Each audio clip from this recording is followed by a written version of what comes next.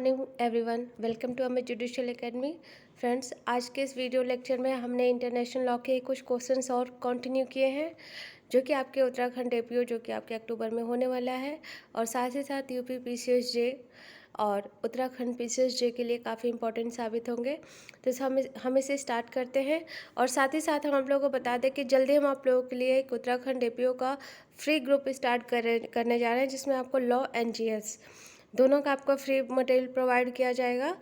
और आप अगर हमसे जुड़ना चाहते हैं तो आप हमारे दिए गए नंबर पे हमें व्हाट्सएप, कॉल या मेल करके आप हमसे उस पर जुड़ सकते हैं। इसका लिंक भी हम आपको जल्दी डिस्क्रिप्शन बॉक्स में प्रोवाइड कर देंगे और इसकी कोई फ़ी नहीं है। सो प्लीज़ आप लोग अपनी तैयारी को कंटिन्यू रखिए। फ्रेंड्स, हमारा नेक्स्ट क्वेश्चन है, पहला क्वेश्चन कि तोबार डॉक्ट्रिन, जो तोबार डॉक्ट्रिन होती है इंटरनेशनल लॉ में, वो किससे संबंधित है? The recognition of A state, the recognition of a government, the recognition of insurgent, या नन ऑफ दिस। तो ये संबंधित है आपके रिकॉग्निशन ऑफ अ गवर्नमेंट, सरकार की मान्यता से संबंधित है तोबार डॉक्ट्रिन, बहुत इंपॉर्टेंट है। नेक्स्ट क्वेश्चन है हमारा, कॉन्फ्रेंस ऑफ बोगोता कॉन्फ्रेंस हुआ था, कब हुआ था? तो ये 1948 में हुआ था, conference of Bogota. Next question है हमारा, कुल्वो क्लॉज से क्या तात्पर्य होता है? तो फ्रेंड्स, हमारा कुल्वो क्लॉज से तात्पर्य, हमारा कुल्वो क्लॉज का मतलब होता है कि a state can intervene on behalf of its national. Calvo clause एक खंड है इंटरनेशनल लॉ में, जिसका तात्पर्य है कि राज्य अपने जो वहाँ के रहने वाले होते हैं, निवासी होते हैं, जो वहाँ के नेशनल्स होते हैं, नागरिक होते हैं, उनके बिहाफ पे हस्तक्षेप कर सकता है। यानी कि राज्य नागरिकों की तरफ से हस्तक्षेप कर सकता है, ये कुल्वो क्लॉज है। जैसे कि अभी आप लोग देखिए कि कोई पाकिस्तान में पकड़ लिया जाता है इंडिया का, तो इंडिया उसमें इंटरवीन करता है, वो पर्सनल नहीं करता है, उसमें पूरा देश राज्य करता है, वही कुल्वो क्लॉज के अंतर्गत वो किया जाता है। तो इसको आप लोग याद रखिएगा। नेक्स्ट क्वेश्चन है फ्रेंड्स हमारा कि पर्सोना नॉन ग्रेटा मीन्स। ये क्वेश्चन काफ़ी पूछा जाता है और इस टाइप के क्वेश्चन उत्तराखंड में ज़रूर आते हैं। इस पर आपके 4 ऑप्शन दिए हैं कि impracticable article of international law, a fugitive criminal, a person refuge for asylum, और डी है नन ऑफ दिस। तो इसका राइट आंसर है none of this. Persona non grata का मीन्स होता है कि एक अस्वीकृत या अवांछनीय व्यक्ति, यानी कि राज्य उसको नहीं चाहता है कि वो उससे जुड़ा रहे, वो अपने कार्यों से, या उसने कुछ ऐसा कह दिया हो, तो इसको हम बोलते हैं पर्सोना नॉन ग्रेटा, कि वो व्यक्ति अनएक्सेप्टेबल नहीं है। तो पर्सोना नॉन ग्रेटा का मतलब, रियल मतलब यही होता है। तो इसका राइट आंसर होगा नन ऑफ दीज। अब बहुत इंपॉर्टेंट है ये। नेक्स्ट क्वेश्चन है हमारा, प्रिंसिपल ऑफ जस्ट सॉली मीन्स, कि जो जस्ट सॉली प्रिंसिपल होता है, इसका क्या तात्पर्य होता है? इसका सिंपल सा मतलब होता है कि अगर कोई बच्चा जन्म लेता है किसी राष्ट्र में, तो उसको जन्म के आधार पे उसको वहाँ की सिटीजनशिप या नेशनैलिटी मिल जानी चाहिए। यही है जस्ट सॉली का मीन्स। तो ए इसका राइट आंसर है। Grant of nationality on the basis of place of birth, जन्म के आधार पर राष्ट्रीयता को प्रदान किया जाना। तो ए इसका राइट आंसर है। नेक्स्ट क्वेश्चन है हमारा, ट्रूस। ट्रूस क्या होता है? इंटरनेशनल लॉ में एक वर्ड यूज़ किया जाता है, ट्रूस।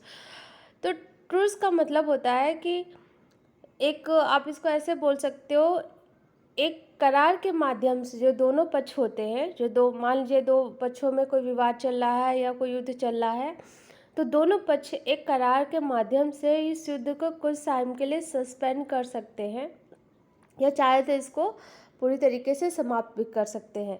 तो इसका ए राइट आंसर है। A temporary arrangement between the belligerent party for cessation of hostilities. तो ए इसका राइट आंसर है। नेक्स्ट क्वेश्चन है हमारा, प्रिंसिपल ऑफ स्पेसिफिलिटी मीन्स, जो स्पेसिफिलिटी का प्रिंसिपल होता है, इसका क्या तात्पर्य होता है? तो जो स्पेसिफिलिटी का प्रिंसिपल होता है, जनरली एक्स्ट्राडिशन यानी कि प्रत्यर्पण के मामलों में लागू किया जाता है। ये भी आप लोग याद रखिएगा। ये कब लागू किया जाता है और इसका मतलब क्या है कि जिस चीज़ के लिए हमने उस व्यक्ति को एक्स्ट्राडिटेटेड किया, यानी कि अगर किसी देश ने किसी व्यक्ति को प्रत्यर्पण किया है, उस देश को जो उसे मांग रहा है, तो वो सिर्फ और सिर्फ उसी अपराध के लिए पनिष्ड किया जाएगा जिसके लिए कि उसको एक्स्ट्राडिटेट किया गया है।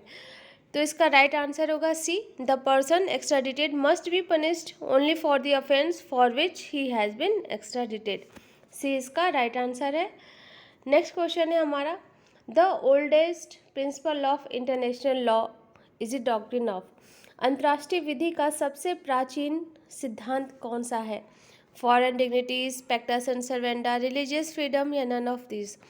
तो इसका राइट आंसर है पैक्टा sunt servanda, जिसका मतलब होता है कि जितने भी देश हैं सभी राज्यों को अंतर्राष्ट्रीय संधियों का अवश्य ही पालन करना चाहिए, यानी कि एग्रीमेंट जो किए जाते हैं इंटरनेशनल, उनका सम्मान और उनको ध्यान में सभी राज्यों को रखा जाना चाहिए। और ये सबसे ओल्डेस्ट डॉक्ट्रिन है इंटरनेशनल लॉ की हमारी।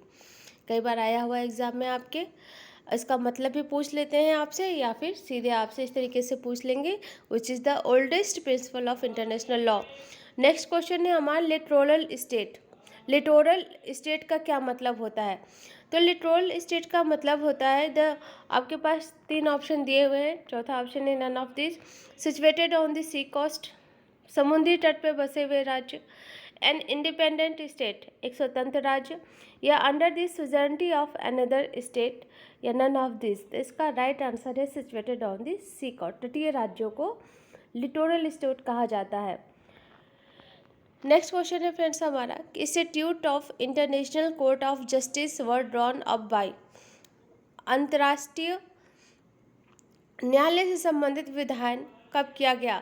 तो ये आई थिंक आप लोगों को पता भी होगा, बहुत ही पॉपुलर क्वेश्चन है और यूपीजे में बहुत पूछा जाता है। इसका राइट आंसर है सैन फ्रांसिस्को कॉन्फ्रेंस इन 1945। 1945 में किया गया सैन फ्रांसिस्को कॉन्फ्रेंस में आपके जो institute of international court of justice है उसे ड्रॉन अप किया गया। Next question.